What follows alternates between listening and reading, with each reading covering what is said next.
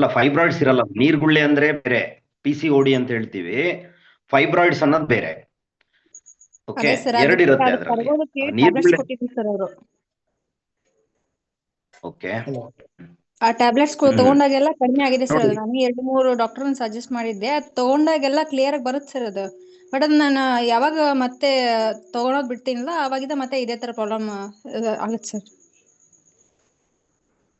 Report ಇದೆ, report ಈಗ.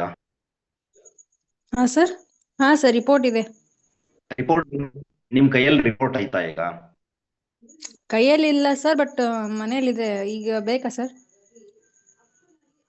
ಅಲ್ಲ, ನಾನು ನೀವು ಮತ್ತೆ ಯಾಕಂದ್ರೆ ಈಗ ನಿಮಗೆ ಪರ್ಫೆಕ್ಟ್ ಆಗಿ ಅಲ್ಲಿ ಡಯಾಗ್ನೋಸಿಸ್ ಏನ್ ಅನ್ನೋದು ಬೇಕು, ಹೌದಾ? ನೀವು ಕ್ವಶನ್ ಕೇಳಕ್ ಬಂದಿದ್ದೀರಿ ಅಂದಾಗ ನಿಮ್ ಕೈಯಲ್ಲೂ ರಿಪೋರ್ಟ್ ಇಟ್ಕೋಬೇಕು. ಆಗ ನನಗೆ ಇರೋ ಚಾನ್ಸಸ್ ಇರುತ್ತೆ. ಅವಾಗ ನಾವು ಏನ್ ಮಾಡ್ಬೇಕು ಅನ್ನೋದನ್ನ ತಿಳ್ಕೊಬೇಕು.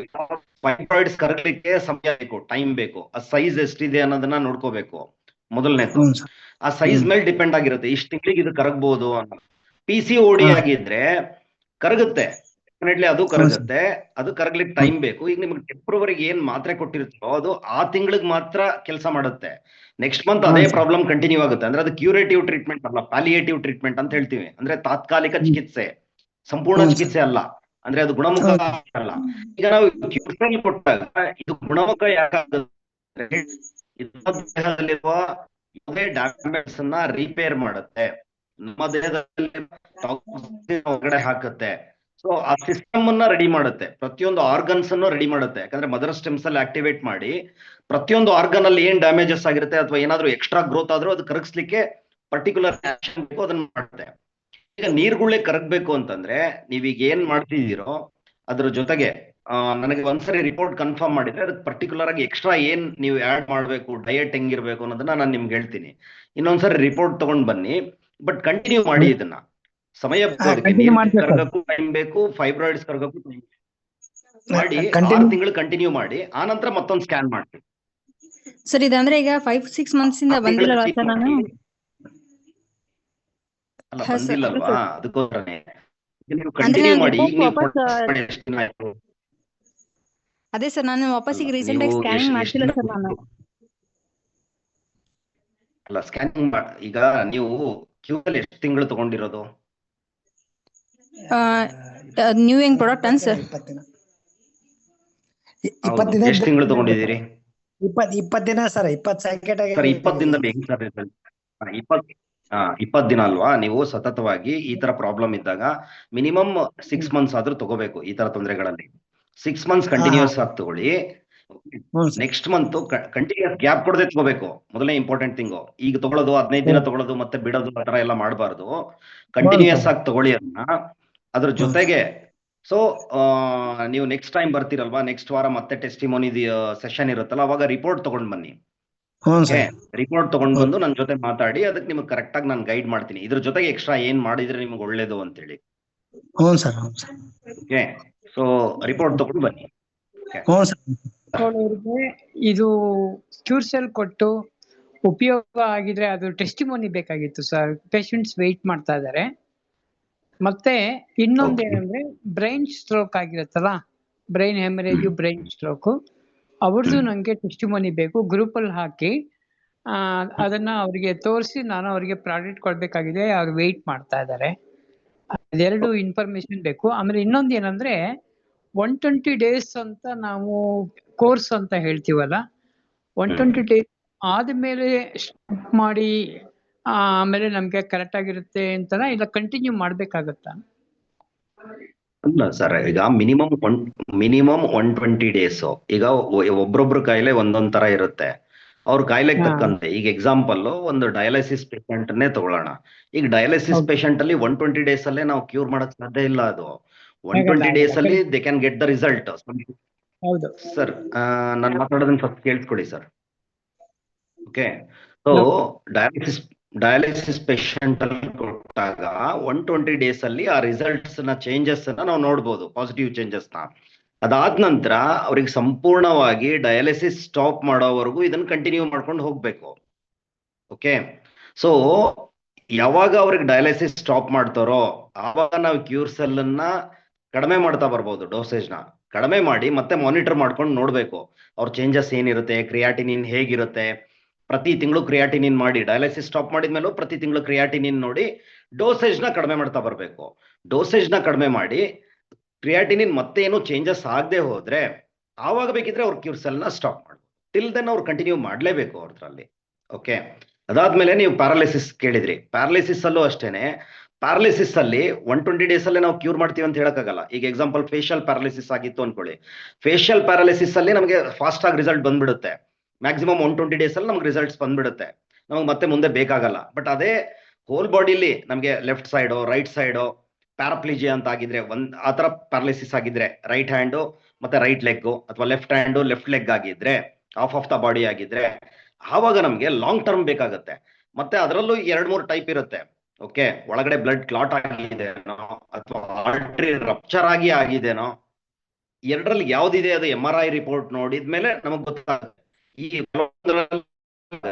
ಲೇಟ್ ಆಗುತ್ತೆ. ಓಕೆ, ಬ್ಲಾಕೇಜ್ ಆಗಿತ್ತು ಅಂತಂದ್ರೆ ಅವಾಗ ಲೇಟ್ ಆಗುತ್ತೆ. ರಪ್ಚರ್ ಆಗಿದ್ರೆ ಅದು ಬೇಗ ಕ್ಯೂರ್ ಆಗುತ್ತೆ. ಅದಕ್ಕೆ ತಕ್ಕಂತೆನೆ ನಾವು ಕಂಟಿನ್ಯೂ ಮಾಡ್ಕೊಂಡು ಹೋಗ್ಲೇಬೇಕು. ಬರೀ 120 days ಅಂತ ರಿಸ್ಟ್ರಿಕ್ಟ್ ಮಾಡಕ್ ಆಗಲ್ಲ. ಓಕೆ, ಇದು ಬೇಸಿಕ್. 120 days ಅಲ್ಲಿ ಚಿಕ್ಕ ಕೇಸ್ಗಳು ಬೇರೆ ಬೇರೆವೆಲ್ಲಾನು ರಿಸಲ್ಟ್ ಬಂದ್ಬಿಡುತ್ತೆ ನಮ್ಗೆ. ಸೊ ಕೆಲವೊಬ್ಬರಿಗೆ ಲೇಟ್ ಆಗುತ್ತೆ. ಆ ಬಾಡಿ ಕಂಡೀಷನ್ ತಕ್ಕಂತೆನೆ ಎಲ್ಲಾನು ಇರುತ್ತೆ. ಅವ್ರ ಟಾಕ್ಸಿನ್ಸ್ ಎಷ್ಟಿದೆ, ಕಾಯಿಲೆ ಎಷ್ಟಿದೆ, ಅದ್ರ ಮೇಲೆ ಡಿಪೆಂಡ್ ಆಗಿರುತ್ತೆ. ಆತರ ಮಾಡಬಾರ್ದು ಇದರಲ್ಲಿ. ಬಟ್ ಅಷ್ಟರಲ್ಲಿ ನಮ್ಗೆ ರಿಸಲ್ಟ್ ಬಂದಿರುತ್ತೆ. ಅಟ್ಲೀಸ್ಟ್ 20-30% ರಿಸಲ್ಟ್ ಬಂದಿರುತ್ತೆ. ಪಾಸಿಟಿವ್ ಸೈನ್ ಅಲ್ವಾ, 30% ರಿಸಲ್ಟ್ ಇದೆ ಅಂದ್ರೆ ನೆಕ್ಸ್ಟ್ ನಾವು ಕಂಟಿನ್ಯೂ ಮಾಡ್ಲಿಕ್ಕೆ ಇದು ಪಾಸಿಟಿವ್ ಸೈನ್, ಗುಡ್ ಸೈನ್. ಹೌದು, ಈಗ ನನಗೆ ಇದ್ರ ರಿಸಲ್ಟ್ ನಮ್ಗೆ ಸೂಚನೆ ಸಿಗೋದೇ ಇಂಪಾರ್ಟೆಂಟ್ ಅಲ್ವಾ. ಎಷ್ಟೋ ಕೇಸ್ಗಳಲ್ಲಿ ವರ್ಷಾನುಗಟ್ಲೆ 2 ವರ್ಷ ಪ್ಯಾರಾಲಿಸಿಸ್ ಟ್ರೀಟ್ಮೆಂಟ್ ಕೊಡಿಸಿರ್ತಾರೆ. ಓಕೆ, 5-6 ಡಾಕ್ಟರ್ಗಳು ಇರ್ತಾರೆ. ಬಟ್ ಇಲ್ಲಿ ಏನು ಅಂತಂದ್ರೆ ಒಳಗಡೆ ಕಂಪ್ಲೀಟ್ ಆಗಿ ರೆಜ್ಯುನೇಷನ್ ಸರಿ ಹೋಗೋದ ತಾಳ್ಮೆ ರಿಸಲ್ಟ್ ಇದೆ. ಅವ್ರು ಬೆಡ್ ರಿಡನ್ ಆಗಿದ್ರು, ಇವತ್ತು ಓಡ್ತಿದ್ದಾರೆ. ಖಂಡಿತ ನಾನು ಆ ಟೆಸ್ಟಿಮೋನಿ ಮಾಡ್ತೀನಿ. ಓಕೆ, ಶೇರ್ ಮಾಡಿ ನೋಡೋರಂತೆ ಗ್ರೂಪ್ ಅಲ್ಲಿ ಅವ್ರಿಗೆ ತೋರಿಸಿ. Okay sir, thank you so much. ಅಂದ್ರೆ ಡಯಾಲಿಸಿಸ್ ಅಂತ ಬಂದಾಗ ನೀರ್ ಯಾರು ಅಂತಂದ್ರೆ ಪ್ರತಿ ಟೈಮ್ ಡಯಾಲಿಸಿಸ್ ಮಾಡುವಾಗ ಲೋಡ್ ಜಾಸ್ತಿ ಆಗುತ್ತೆ ಕಿಡ್ನಿ. ಸೊ ಅದು ತೊಂದರೆ ಆಗುತ್ತೆ ಅನ್ನೋದಕ್ಕೆ ಹಾಗೆ ಹೇಳ್ತಾರೆ. ಬಟ್ ಜನರಲಿ ಹೇಳ್ಬೇಕು ಅಂತಂದ್ರೆ ಅವ್ರ ಬಾಯಾರಿಕೆ ಎಷ್ಟಿರುತ್ತೆ ಅಷ್ಟು ನೀರು ಕುಡಿಬೇಕು. ಅವರಿಗೆ ಬಾಯಾರಿಕೆ ಅಷ್ಟೇ ಆಗೋದು. ಮ್ಯಾಕ್ಸಿಮಮ್ ಒಂದು 2 ಲೀಟರ್ ನೀರು ಕುಡಿಯೋಷ್ಟೇ ಬಾಯಾರಿಕೆ ಆಗುತ್ತೆ. ಅತಿಯಾಗಿ ಬಾಯಾರಿಕೆ ಅವ್ರಿಗೆ ಇರಲ್ಲ. ಜನರಲಿ ನಾವು ಯೋಚನೆ ಮಾಡಿದಾಗ ಅಥವಾ ಪೇಷಂಟ್ ಗಳನ್ನ ನೋಡಿದಾಗ, ಅಬ್ಸರ್ವ್ ಮಾಡಿದಾಗ ಕೀನ್ ಆಗಿ ಅವ್ರ ಬಾಯಾರಿಕೆ ಅಷ್ಟೇ ಆಗ್ತಿರುತ್ತೆ, ಅದಕ್ಕಿಂತ ಜಾಸ್ತಿ ಆಗಲ್ಲ. ಸೊ ಹಾಗಾಗಿ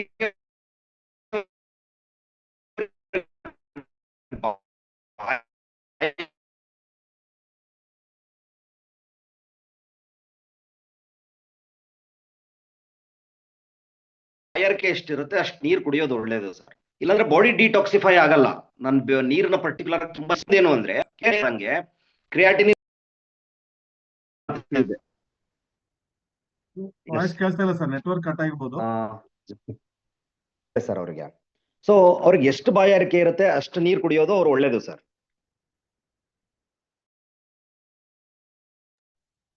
ಥ್ಯಾಂಕ್ ಯು ಸರ್. ಸರ್ ಈಗ ಅಯ್ಯ ಅಂತ ಯಾರೋ ಹ್ಯಾಂಡ್ ರೈಸ್ ಮಾಡಿದ್ದಾರೆ. ಒಂಥರ ಭಯ ಆಗುತ್ತಲ್ಲ ಸರ್ ಅದು. ಸರ್, ಸೊ ಅವರಿಗೆ ನಾವು ಯಾವ ರೀತಿ ಕೊಡ್ಬೇಕು ಸರ್ ಪ್ರಾಡಕ್ಟ್? ಅವ್ರು ಆಲ್ರೆಡಿ ಆರ್ಗಾನಿಕ್ ಸಾರಿ ಇದು ಆಯುರ್ವೇದ ಪ್ರಾಡಕ್ಟ್ ಯೂಸ್ ಮಾಡ್ತಾ ಇದಾರೆ ಸರ್. ಅವ್ರ ಏಜ್ ಬಂದು 70 ಇದೆ ಸರ್, 70. ಸರ್ ಅವ್ರದ್ದು ಯೂಶುವಲಿ ಡಯಾಗ್ನೋಸಿಸ್ ಏನ್ ಇರಬಹುದು ಅಂತ ನಾನು ಅನ್ಕೊಂತೀನಿ. ಪಾರ್ಕಿನ್ಸನ್ಸ್ ಇದ್ರೆ ಆ ತರ ಇರುತ್ತೆ. ಪಾರ್ಕಿನ್ಸನ್ ಅನ್ನೋ ಕಾಯಿಲೆ ಬ್ರೈನ್ ರಿಲೇಟೆಡ್ ಸಂಬಂಧಪಟ್ಟಿರೋ ಕಾಯಿಲೆ. ಅಂದ್ರೆ ನರ್ವಸ್ ಸಿಸ್ಟಮ್ ಅಲ್ಲಿ ಒಂದು ಡ್ಯಾಮೇಜ್ ಆಗಿರುತ್ತೆ. ಅವರಿಗೆ ಡೋಪಮೈನ್ ಅವಶ್ಯಕತೆ ಇರುತ್ತೆ. ಹಾಗಾಗಿ ಈ ತೊಂದರೆ ಬರುತ್ತೆ. ಆ ಡೋಪಮೈನ್ ನಮ್ಮ ದೇಹದಲ್ಲೇ ಸರಿಯಾಗಿ ಉತ್ಪತ್ತಿ ಆಗೋವರೆಗೂ ಇದನ್ನ ನಾವು ಕಂಟಿನ್ಯೂಸ್ ಆಗಿ ತಗೋಬೇಕು. ತುಂಬಾ ಫಾಸ್ಟ್ ಆಗಿ ತಕ್ಷಣಕ್ಕೆ ಇದರಲ್ಲಿ ರಿಸಲ್ಟ್ ಬರಲ್ಲ. ಯಾಕಂದ್ರೆ ಆಲ್ರೆಡಿ ವಯಸ್ಸಾಗಿರುತ್ತೆ, ದೇಹದಲ್ಲಿರೋ ಸೆಲ್ಸ್ ಎಲ್ಲ ತುಂಬಾ ಡ್ಯಾಮೇಜ್ ಆಗಿ ಹೋಗ್ಬಿಟ್ಟಿರುತ್ತೆ. ಅವ್ರಿಗೆ ಲಾಂಗ್ ಟರ್ಮ್ ಬೇಕು. ದಿನಕ್ಕೆ 2 ಟೈಮ್ ಕಂಪಲ್ಸರಿ ಕೊಡ್ಲೇಬೇಕು. ಅದ್ರ ಜೊತೆಗೆ ಸೊ ನಾಟಿ ಹಸುವಿನ ತುಪ್ಪವನ್ನ ಮೂಗಲ್ಲಿ ಪ್ರತಿದಿನ ಹಾಕೋಬೇಕು ಅಂತ ಹೇಳಿ ಅವರಿಗೆ. ಸೊ ಅವಾಗ ಅವರಿಗೆ ರಿಕವರಿ ಫಾಸ್ಟ್ ಆಗಿ ಆಗ್ತಾ ಹೋಗುತ್ತೆ. ಸರ್ ನಾಟಿ ಸರ್ ಡೈಲಿ 2 times ಕೊಡಿ, ಡೆಫಿನೆಟ್ಲಿ Okay. ರಿಸಲ್ಟ್ ಬರುತ್ತೆ. ಓಕೆ ಸರ್, ನಾಟಿದು ತುಪ್ಪ ಸರ್. ನಾಟಿ ಹಸುವಿನ ತುಪ್ಪ ಮೂಗಲ್ಲಿ ಹಾಕೋಬೇಕು ಪ್ರತಿದಿನ. ಓಕೆ ಎರಡು ಒಳ್ಳೆಯಲ್ಲಿ ಹಾಕೋಬೇಕು ಪ್ರತಿದಿನ ಬೆಳಿಗ್ಗೆ. ಎಷ್ಟು ಡ್ರಾಪ್ ಹಾಕೋಬೇಕು ಸರ್ ಅದು? 2 ಹನಿ ಹಾಕೊಂಡ್ರೆ ಸಾಕು ಸರ್. ಹೌದಾ? ಮಾರ್ನಿಂಗ್ 2 ಹನಿ, ಈವ್ನಿಂಗ್ 2 ಹನಿ ಸರ್. ಕ್ಯಾಮ್ರಾ ಬೇಡ ಸರ್, ಹಂಗೆ ಮಾತಾಡಿ. ಎಸ್ ಸರ್, ಎಸ್ ಸರ್, ಹೌದು ಸರ್. Okay sir. ಸರ್ ಇನ್ನೂ ಒಂದು ಕ್ವಶನ್ ಸರ್. ಹೇಳಿ ಸರ್. ಲೈಪೋಮಸ್ ಅಂತ ಇದೆಯಲ್ಲ ಸರ್ ಗಡ್ಡೆ, ಎಸ್ ಸರ್, ಹೌದು ಸರ್. ಇದರಿಂದ ಏನಾದ್ರು ಕಡಿಮೆ ಆಗೋ ಚಾನ್ಸಸ್ ಇದೆ ಸರ್? ಸರ್ ಆಕ್ಚುಲಿ ಇದರಿಂದ ಡೆಫಿನೆಟ್ಲಿ ಕಡಿಮೆ ಆಗುತ್ತೆ. ಅದಕ್ಕೆ ನಮ್ಮಲ್ಲೇ ಉದಾಹರಣೆ ಇದೆ. ನನ್ನ ಫ್ರೆಂಡೇ ಡಾಕ್ಟರ್ ಸುನೀತಾ ಅನ್ನೋರು ಒಂದು ಪೇಷಂಟಿಗೆ ಕೊಟ್ಟಿದ್ರು. ಸೊ ಆಲ್ರೆಡಿ ಅವ್ರಿಗೆ ಸ್ಟಾರ್ಟ್ ಮಾಡಿ 2.5 months ಆಗಿದೆ ಸರ್. ಈಗ 2.5 months ಅಲ್ಲಿ ಅವ್ರಿಗೆ 60% ರೆಡ್ಯೂಸ್ ಆಗಿದೆ. ಮಲ್ಟಿಪಲ್ ಮೈಲೋಮಾ ಅಂದ್ರೆ ಬಾಡಿ ತುಂಬಾ ಜಾಸ್ತಿನೇ ಇತ್ತು ಅವ್ರಿಗೆ, ಸೈಜ್ ಕೂಡ ತುಂಬಾ ದೊಡ್ಡದಿತ್ತು. ಸೊ ಈಗ ಅವ್ರಿಗೆ ಆಲ್ರೆಡಿ 60% ರೆಡ್ಯೂಸ್ ಆಗಿದೆ. ಈಗ ಕಂಟಿನ್ಯೂ ಮಾಡ್ತಾ ಇದ್ದಾರೆ. ಡೆಫಿನೆಟ್ಲಿ 60% ಆದ್ಮೇಲೆ 100% ಆಗ್ಲೇಬೇಕಲ್ವಾ? ಹಾಗೆ ಆಗುತ್ತೆ. ಸೊ ಆಗುತ್ತೆ, ನೀವು ಕೊಡಿ, ಡೆಫಿನೆಟ್ಲಿ ಟ್ರೈ ಮಾಡಿ, ಆಗುತ್ತೆ. Okay sir, thank you sir.